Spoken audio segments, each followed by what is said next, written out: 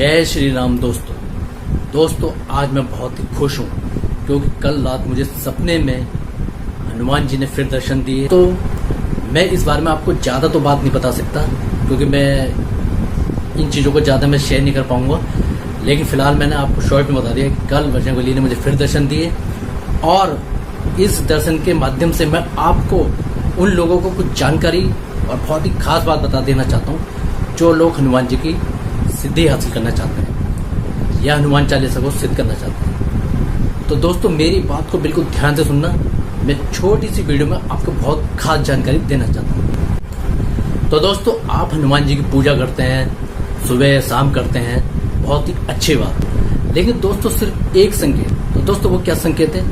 जब आपको बजरंगबली सपने में दिख जाए, इसका मतलब है कि बजरंगबली आपसे खुश हैं, आपकी पूजा पाठ से वो खुश हैं।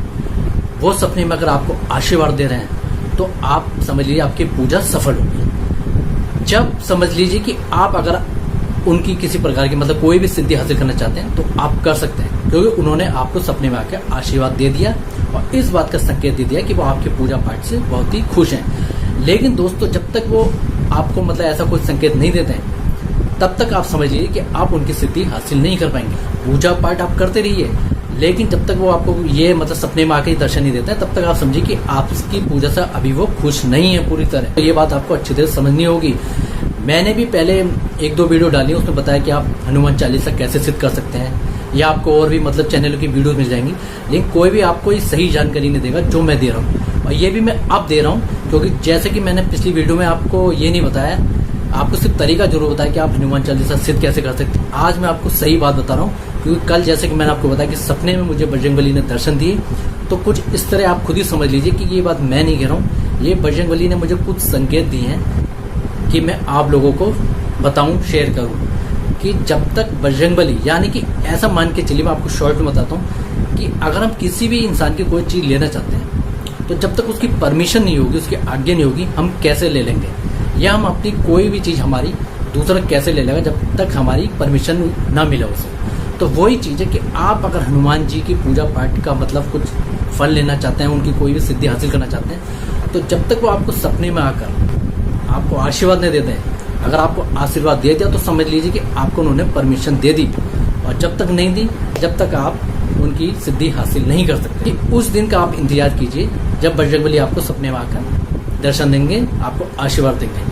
जिस दिन ये आपको मतलब दर्शन मिल जाए उस दिन आप समझ लीजिए कि बजरंगबली की आपको परमिशन मिल चुकी है। जी हाँ दोस्तों, जब तक आप उनकी पूजा पाठ करते रहिए और आप खुद देखिए कि आपकी कहाँ मतलब कमी हो रही है, कहाँ गलती हो रही है कि बजरंगबली आपसे खुश नहीं हो रही। कल बजरंगबली ने मुझे कुछ संकेत दिए हैं, वही चीज़ मैं आपसे शेयर कर रहा हूँ। बाकी मैं आपसे कुछ ज़्यादा तो शेयर नहीं कर पाऊंगा, लेकिन मैं सिर्फ इतने आपको संकेत दे रहा हूँ कि बजरंगबली के जब तक आपको संकेत न मिल जाए जब तक आप समझिए कि बजरंगबली आपसे प्रसन्न नहीं है और आप उनकी सिद्धि हासिल नहीं कर सकते।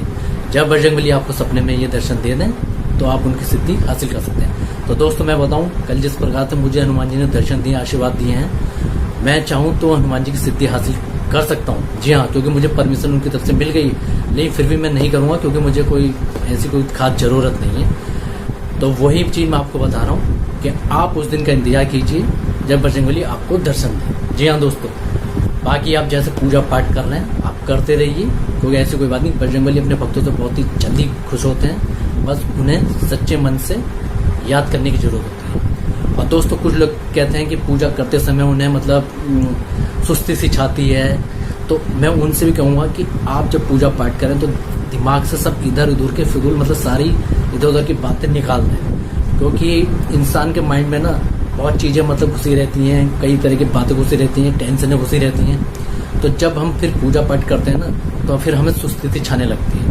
तो आप इन चीज़ों को दिमाग से निकाल कर पूजा पाठ कीजिए, हनुमान जी को याद कीजिए। दोस्तों बस मैं यही कहना चाहूँगा, बहुत ही सही जानकारी दे रहा हूँ आपको, किसी ने नहीं बताई होगी ये जो मैं आज आपको दे रहा हूँ। आप खुद समझ जाइए कि मैं क्या कहना चाहता हूँ। तो ठीक है दोस्तों, ऐसे ही पूजा पाठ कीजिए। तो ठीक है दोस्तों, आज की वीडियो में सिर्फ इतना ही। जय श्री राम, जय हनुमान।